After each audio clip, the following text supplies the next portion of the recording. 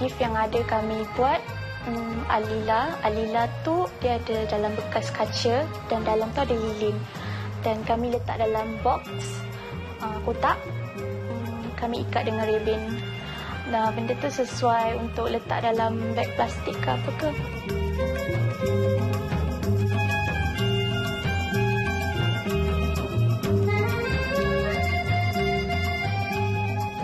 Kami ada buat bunga celup. Dalam tu boleh letak coklat. Kami ada door gift jelita. Jelita ni sesuai untuk diletakkan atas meja beradab.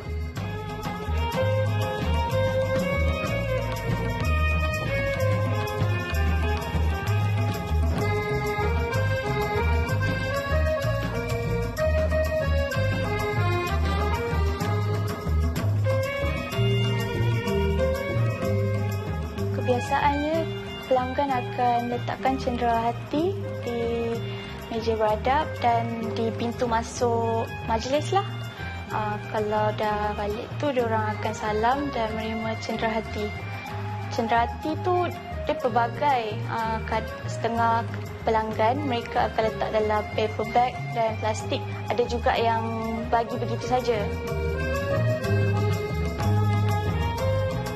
Jika sesuatu cenderahati itu tiada di dalam satu adat majlis perkahwinan, benda itu tidak akan lengkap.